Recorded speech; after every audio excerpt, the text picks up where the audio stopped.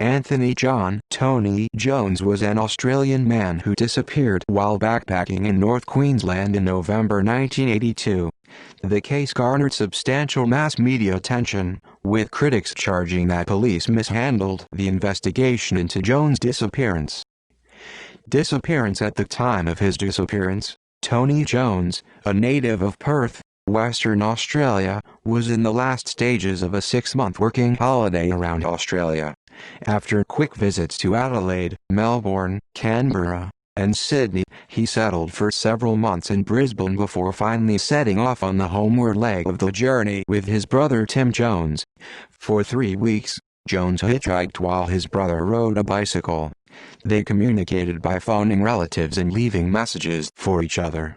Along the way, they met up briefly at Mackay and Airlie Beach and spent a week together in Townsville, Queensland, where they shared a caravan with 2 fellow travelers at the Sun City Caravan Park in Rosslea. When Tim Jones began a 900-kilometer bike ride out west to Mount Isa, Jones set off alone on the 28th of October 1982 for a side trip to Cairns. When he arrived back in Townsville on the 3rd of November 1982, he telephoned his family and girlfriend in Perth.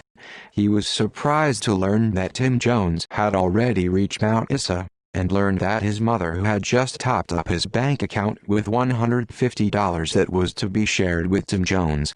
Jones made no more phone calls and did not use his bank account again, and never made it to Mount Isa.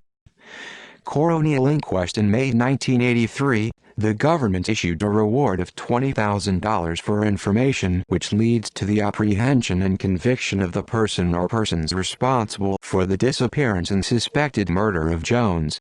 In 2010, reward was increased to $250,000.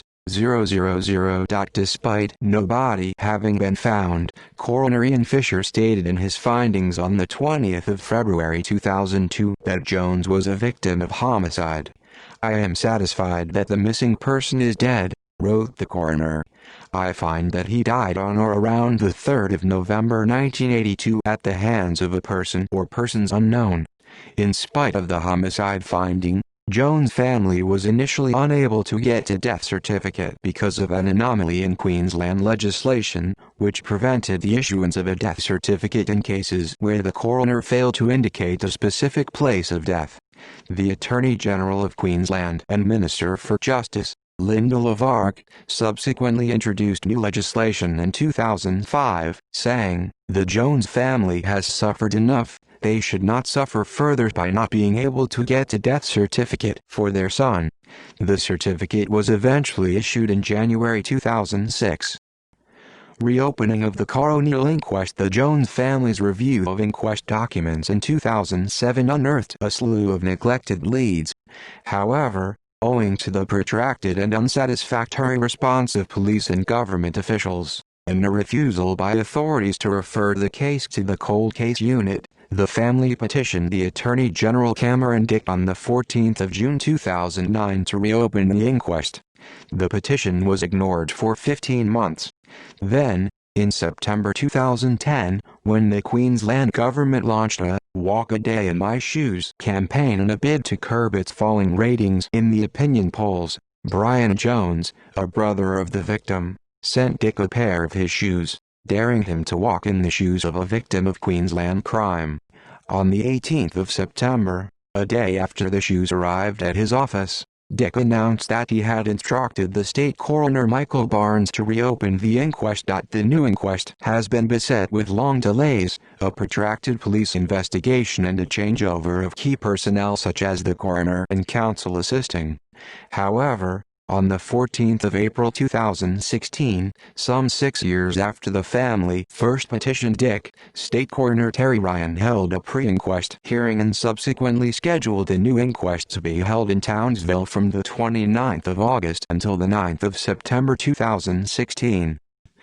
Cloncurry search. In January 2011, a retired grazier from Cloncurry informed the Jones family of old evidence that appeared to have been lost or forgotten by police for decades.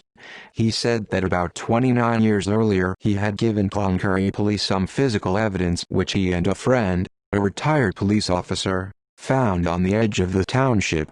The evidence included remnants of some camping gear and a letter addressed to Jones from his mother. The witness said he was frustrated by the lack of response from police when he made inquiries in 2010 about the old evidence. However, the family relayed his story to the coroner, and the coroner instructed police to undertake a thorough search of the campsite. On the 11th of October 2011, a search party of 8 officers and 4 SES volunteers spent 6 hours searching the campsite, identified as a 50-meter squared area beside the Cloncurry River near the intersection of Quamby Road and Barclay Highway. The search failed to find any sign of Jones' belongings or remains.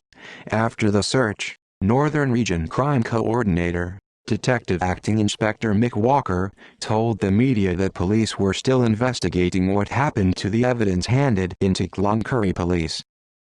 Prison cell confession. A former prisoner came forward on the 13th of October 2011, saying that while incarcerated at the Townsville Correctional Center in January 2000, a cellmate confessed they did a blokeout near Mount Isa. Prison and criminal records helped identify the suspect as Michael James Lowndes. More information on the suspect was expected to come to light at the coronial inquest, but long delays resulted in a missed opportunity to hear what Lowndes had to say about the allegations and the location of the body. With the inquest still on hold, Lowndes died in Perth on the 17th of October 2015, aged 53. Criticisms of the Queensland Police investigation. The first attempts of the Jones family to phone in a missing persons report on the 11th of November 1982 were complicated by red tape. The investigation by Queensland Police only commenced 3 days later when family members travelled 5,000 kilometres to file the report in person. As stated at the inquest, basic inquiries were neglected. For example, police failed to get a report from the hospital on treatment Jones had received prior to his disappearance, and at least one key witness mentioned by the coroner was never interviewed. The family was also left without police assistance when they conducted a door-knock inquiry in the vicinity of the phone booth on Bowen Road, Rosslea, which was the last confirmed whereabouts. Police did not release a composite sketch of a suspect until 10 years after they received information about the suspect. Media reports on the inquest highlighted other problems with the investigation, reporting that some of the witness statements were missing and that the former investigating officer had been uncooperative with coronial inquiries. The media also reported that it wasn't until 2001 that statements were obtained from several people who first approached police in 1982. Other criticisms were voiced by the coroner and the coroner's assistant.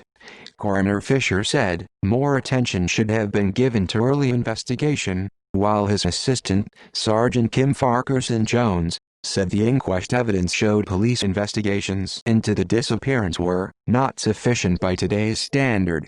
The view of Sergeant Farquharson Jones is indicative of the systemic problems highlighted in the Fitzgerald Inquiry Report. Tony Fitzgerald QC, who presided over the Royal Commission into Police Misconduct, said the Queensland police culture of the 1980s was debilitated by misconduct, inefficiency, incompetence, and deficient leadership. As a result of the Fitzgerald inquiry, the Commissioner of Police Terry Lewis, who held the post during the early years of the Jones investigation, was subsequently convicted and jailed for corruption. In defense of the police handling of the Jones case, dead. SNR. Sergeant Chris Lill, who worked on the case for about 15 years, said in a report to the Townsville coroner that, rightly or wrongly, missing persons over the age of 16 years of age did not attract or command the deployment or availability of resources as they would have in this day and age. Unresolved leads. In January 1983, police received a tip-off on the whereabouts of Jones' body. The letter was postmarked Cairns, where Jones had visited in the days before his disappearance. The text is as follows. I believe body of A.J. Jones buried in or near Fullarden Riverbed within 100 yards west-south side Flinders Highway. Locule. After a fruitless 2-day search, police concluded the letter was a hoax. Inquest documents reveal that in the weeks before the search, the dry riverbed was flowing with about 20 feet of water and that there was not much hope of finding any trace of Jones or his belongings. The Jones family urged police to use DNA profiling of the Lochiel evidence to determine the identity of Lochiel. For years police declined on the grounds the evidence had not been preserved in good condition, but they subsequently admitted to coronial investigators that they had lost the Lochiel letter. A witness told police he had seen an older man with Jones at the Rising Sun Hotel in Townsville on the night he disappeared. 10 years later, in 1992, police published an identikit picture of the suspect. The first tip-offs from the public suggested the sketch resembled the former police superintendent Mervyn Henry Stevenson, a former stock squad officer whose retirement as officer in charge of the Townsville police about a year before Jones disappeared was tainted by accusations of corruption. Stevenson's name surfaced during the original inquest in 2001, but inquest transcripts and the 2009 follow-up police report by case investigator Senior Sergeant John Mahoney indicate that up until that time, 17 years after the tip-offs, police had never investigated Stevenson's involvement in the disappearance.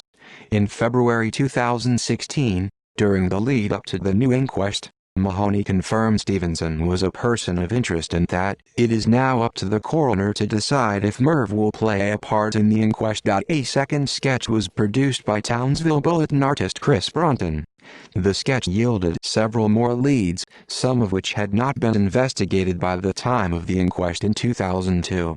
The coroner instructed police to continue their investigation of those leads, particularly in relation to two persons of interest called Pickering and Douglas. However, another 7 years elapsed before police acted on the coroner's instructions and, by that time, Pickering and Douglas had both died. A 1999 internal police memo, obtained by the Jones family under the Freedom of Information Act 1982, alludes to another suspect with a prior criminal conviction. The case officer wrote the following to the homicide squad. I have also received a letter from a retired grazier who has named a suspect by the name of blank, and I note that his history indicates he is most probably a blank, and I consider that he should be interviewed. I have attached a copy of the letter. However, neither the grazier's letter nor details of any homicide inquiries related to the letter were documented or discussed at the inquest in 2002 or ever made known to the family. Jones was known to be carrying a dismantled rifle in his backpack at the time of his disappearance, but the rifle has never been found.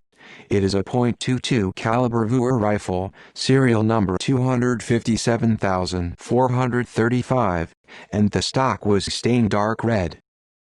Renewed hope of major breakthrough. On the 8th of February 2014, Mahoney announced that fresh and credible information linking Jones to a country town in northwest Queensland had sparked renewed hope of a major breakthrough.